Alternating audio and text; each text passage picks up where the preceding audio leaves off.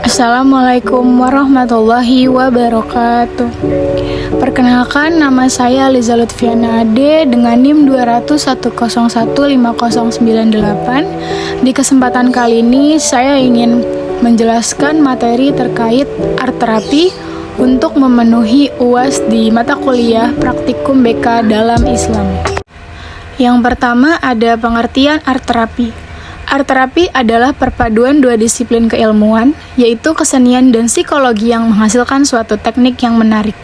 Integrasi yang dihasilkan dua teori ini lebih berfokus kepada bagaimana dan mengapa art terapi berguna untuk intervensi primer dan sebagai modalitas. Selanjutnya ada pengertian art terapi menurut para ahli. Yang pertama di sini ada The American Art Therapy Association tahun 2003. Art terapi adalah sebuah proses penyembuhan yang dilakukan dengan membuat sebuah karya seni yang kreatif. Proses penyembuhan ini berguna dalam meningkatkan kualitas kehidupan. Art terapi sangat membantu dalam mengatasi gangguan emosi, menyelesaikan konflik, menambah wawasan, mengurangi perilaku bermasalah, serta meningkatkan kebahagiaan hidup. Selanjutnya ada pengertian art terapi menurut para ahli yang kedua, yaitu menurut Malsiadi tahun 2003. Art terapi adalah bentuk terapi yang dilakukan dengan menggunakan potensi manusia agar dapat menjadi lebih kreatif melalui proses menghasilkan suatu karya seni. Pengertian dan ruang lingkup art terapi dipengaruhi oleh berbagai aturan yang ada di dalam kesehatan mental, di mana art terapi digunakan sebagai bentuk intervensi. Art terapi bila dilihat berdasarkan pada historisnya, digunakan sebagai fasilitas perawatan kejiwaan. Selanjutnya ada macam-macam art terapi. Yang pertama ada terapi menggambar, melukis, atau seni visual. Menurut Fastari, dalam artikelnya yang berjudul Art Psikoterapi, gambar dijelaskan bahwa merupakan suatu proses terapeutik verbal non-verbal yang terdiri dari dua kegiatan, yaitu kegiatan menggambar dan dilanjutkan dengan konseling. Kegiatan menggambar akan dilakukan pada sesi kedua sampai sesi keenam. Setiap sesi menggambar akan dilakukan berdasarkan instruksi dan tujuan masing-masing dari setiap sesi. Sarana dan prasarana yang digunakan masing-masing sesi akan berbeda antara satu sesi dengan sesi lainnya. Peneliti atau terapis berperan sebagai fasilitator yang memandu subjek selama proses terapi. Yang kedua ada terapi menari atau dance. Menari dapat meningkatkan konsentrasi atau fokus, kemampuan ritmik, kemampuan kinetik tubuh, kemampuan memproses informasi, mengikuti arahan, dan menambah kepercayaan diri. Yang ketiga ada terapi drama. Kegiatan drama dapat meningkatkan kemampuan verbal atau bahasa, kemampuan kinetik tubuh, kemampuan interpersonal atau interaksi sosial, melatih kerja sama tim, kemampuan memproses informasi, mengikuti arahan, dan menambah kepercayaan diri. Terapi drama ini bisa dilakukan dengan bermain peran atau role playing. Tujuan dari kegiatan ini adalah untuk memotivasi konseli, menarik minat dan perhatian konseli, memberikan kesempatan untuk mengeksplorasi situasi di mana mereka mengalami emosi, perbedaan pendapat, dan permasalahan dalam lingkungan sosial, serta memberikan kesempatan untuk bertanya, mengembangkan kemampuan komunikasi, serta membuat konseli berperan aktif di dalam kehidupan nyata. Selanjutnya yang keempat ada terapi musik.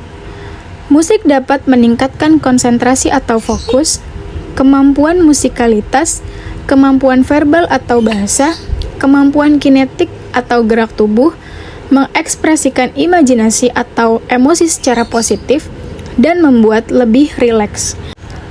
Terapi musik dapat membantu orang-orang yang memiliki masalah emosional dalam mengeluarkan perasaan mereka, membuat perubahan positif dengan suasana hati, membuat memecahkan masalah dan memperbaiki konflik menurut Dani dan Guli tahun 2010.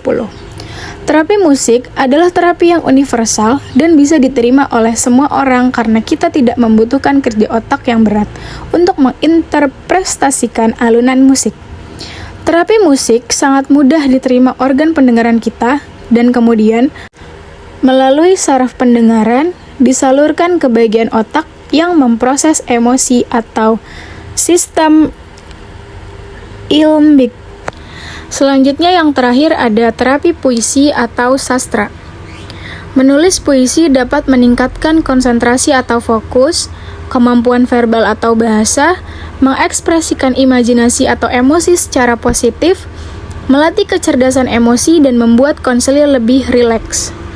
Terapi puisi dalam mempersepsikan diri dan orang lain untuk mengembangkan kreativitas, ekspresi dan harga diri yang lebih tinggi, untuk menguatkan keterampilan interpersonal dan komunikasi, menjadi ventilasi bagi emosi yang berlebihan, dan untuk melepas ketenangan, untuk menemukan makna baru melalui ide baru, untuk menguatkan perubahan dan meningkatkan kemampuan coping dan fungsi adaptif, menurut Fuhrman tahun 2003. Poin selanjutnya yaitu membahas tentang kelebihan dan kekurangan dari art terapi. Yang pertama ada kelebihan terdahulu, yaitu kelebihan dari art terapi adalah memberikan rasa nyaman kepada klien atau konseli. Dengan jenis terapi ini, konseli dapat menuangkan pikiran, perasaan, dan berbagai hal yang tidak dapat diungkapkan atau dikatakan langsung kepada konselor. Konseli tidak perlu merasa kurang nyaman atau takut karena tidak berkomunikasi secara langsung dengan terapis. Dalam hal ini adalah konselor. Selanjutnya ada kelemahan atau kekurangan dari metode art terapi, yaitu adalah pada interpretasi gambar yang dibuat, tidak semua gambar yang dibuat oleh konseli bisa diinterpretasikan. Proses ini juga memerlukan kemampuan terapis atau guru BK dalam mengartikan atau memaknai gambar yang dibuat. Kelemahan lain adalah pada durasi waktu dan ruangan. Waktu yang dibutuhkan untuk konseli menyelesaikan tugas art terapi tidak bisa diprediksi, dan juga memerlukan ruangan khusus sehingga bisa memunculkan kenyamanan. Baik, berikut adalah pembahasan saya terkait art terapi. Kurang lebihnya mohon maaf. Wabillahi taufiq wal hidayah. Wassalamualaikum warahmatullahi wabarakatuh. Selamat siang, dengan siapa? Siang, Ibu, dengan saya Winda. Baik, perkenalkan ya, sebelumnya nama saya Aliza. Nanti kamu bisa panggil saya Ibu Aliza aja. Oke, Bu. Gimana Winda kabarnya hari ini? Bersyukur ya, Bu, kabar hari ini baik. Winda kabarnya baik ya hari ini. Dari mana? Apa emang dari rumah atau mungkin dari luar terus langsung ke sini? Tadi sempat pergi sih, Bu, terus langsung ke sini. Oke, Winda ke sini datang sendiri? Iya, datang sendiri, Bu. Datang sendiri ya. Kesibukannya Winda hari ini ngapain? Tadi sih lagi ada acara gitu ya, Bu, sama teman. Terus sisanya ya ngerjain tugas kuliah aja. Oh, berarti Winda kuliah ya? Udah Iya. semester berapa? Semester 6, Ibu. Oh, semester 6, baik. Kalau Ibu boleh tahu, tujuan Winda kesini itu untuk apa? Saya tuh ada kesulitan, Bu, dalam hal tidur. Kesulitan jam tidur gitu ya? Sulit tidur juga? Iya. Itu kira-kira baru atau memang itu udah lama? Udah lama sih, Bu. Udah lama, dari kapan? Maksudnya ketika kamu semester berapa atau mungkin setelah ngalamin apa bisa kesulitan tidur seperti itu? Baru semester ini sih, Bu. Baru semester ini. Baik, sebelumnya kamu udah pernah melaksanakan proses konseling belum? Belum, Ibu. Belum. Jadi Ibu jelasin sedikit dulu ya. Jadi proses konseling ini ada konselor saya dan kamu sebagai konselingnya. Jadi nanti kamu menceritakan apa yang kamu rasakan. Yang tadi kamu bilang kesulitan tidur, kamu cerita aja kenapa bisa kesulitan tidur, kenapa penyebabnya itu apa. Terus nanti saya bisa coba bantu kamu untuk menyelesaikan masalah kamu. Seperti itu. Oke, Bu. Nanti di dalam proses konseling juga kamu cerita aja nih. Saya juga nggak akan ngomong ke siapa-siapa karena memang di proses konseling itu ada yang namanya kerahasiaan. Jadi yang hanya tahu permasalahan kamu cuma kamu sama saya aja di sini. Mengerti ya, Winda? Ya, Ibu, mengerti. Oke, baik. Sekarang kamu bisa ceritakan permasalahan kamu dari awalnya tuh kenapa, terus ada apa, sampai jadi bisa sulit tidur seperti itu. Baik Winda, sekarang coba kamu jelasin permasalahan kamu tuh seperti apa? Nggak tahu sih Bu, ini tuh awalnya gimana. Tapi semenjak ada tugas banyak, terus ngerjainnya mepet, saya jadi bisa tidur.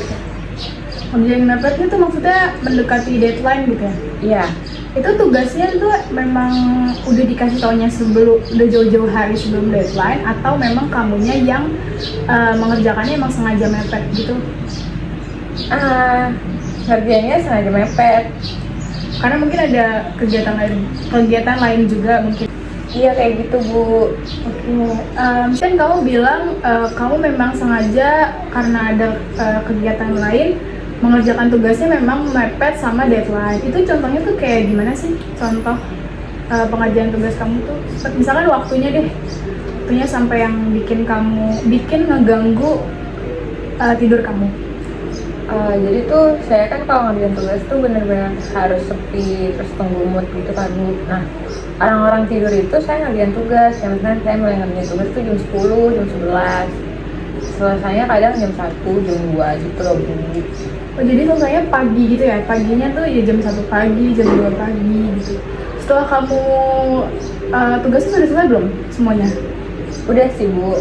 Udah, jadi after selesai tugasnya semua, jadi kamu punya ini ya, pola tidur baru gitu. Iya. Yang harusnya kamu udah harus tidur jam 11, tapi karena sudah kebiasaan ngerjain tugas sampai jam 1, sampai jam 2 pagi, ketika tugasnya sudah selesai, kamu di jam 11 ke atas tuh masih belum bisa tidur, karena biasanya kan masih ngerjain tugas. Jadi pembiasaan gitu ya? Iya Ibu. Oke, baik. Perasaan kamu gimana kalau misalnya belum bisa tidur? Perasaan saya tuh pas ngerjain tugas udah selesai terus punya jam tidur baru tuh kayak sebenarnya nahan ngantuk Bu, tapi kayak gak mau merem gitu. Ya, kalau misalnya kamu paksain merem malah jadi ini ya, nggak bisa tidur banget gitu ya. Iya. Dan kamu akan bisa tidur ketika ya jam biasa kamu udah selesai ngerjain tugas gitu. Iya. Ada lagi nggak selain perasaan-perasaan yang kayak gitu? Enggak sih Bu. Atau mungkin gelisah gitu, cemas? Enggak ada sih Bu. Oke, berarti permasalahan kamu itu sulit tidur ya. Sulit tidur dikarenakan sebelumnya tuh udah biasa ngerjain tugas nih sampai pagi, sampai jam 1 pagi, sampai jam 2 pagi, sampai akhirnya setelah tugasnya itu semua selesai, kamu jadi ikut pola jam tidur sesuai sama waktu kamu ngerjain tugas gitu ya. Jadi setelah tugasnya sudah semua selesai, terus kamu bingung nih, kok jam tidurnya jadi berubah, padahal udah gak ada yang perlu kamu kerjain lagi gitu ya. Terus tadi kamu bilang perasaannya ngantuk tapi belum bisa belum bisa dimeremin gitu. Kamu sambil nunggu ngantuk itu ngapain aja? Mungkin scroll TikTok atau nonton YouTube atau apa? Iya, main HP aja Bu, kadang main game juga di HP. Tapi nanti bakal ngantuk ketika jam biasanya tidur itu ya, misalnya kayak selesai tugas tuh jam 2 pagi, terus tidurnya bisa jam 3 pagi. Iya. Oke, baik, dari persoalan kamu yang tadi udah kamu jelasin ke saya, kamu udah cerita ke saya ingin menggunakan salah satu teknik di konseling, teknik khusus konseling, yaitu art therapy. Jadi art therapy ini nanti karena tadi jawabannya itu masih masih rancu, jadi saya belum masuk nih kayak gimana perasaan kamu yang sebenarnya ketika kamu belum bisa tidur. Jadi ada yang namanya teknik khusus konseling art therapy. Jadi nanti saya kasih kertas dan ada spidol.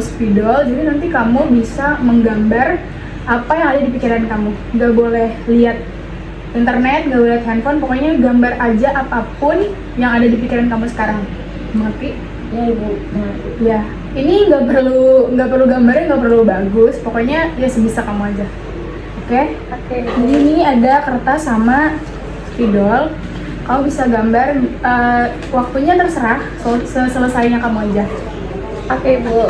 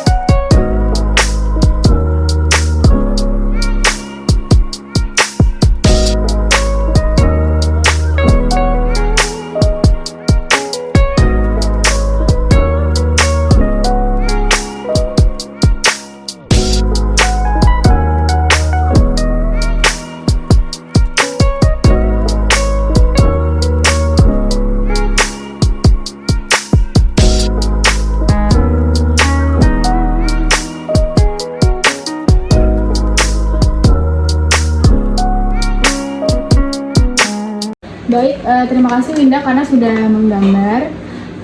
Sepertinya kita harus adain pertemuan kedua karena nanti saya akan menginterpretasikan gambar kamu ini dan itu akan saya interpretasikan di pertemuan kedua. Kamu bisanya di hari apa?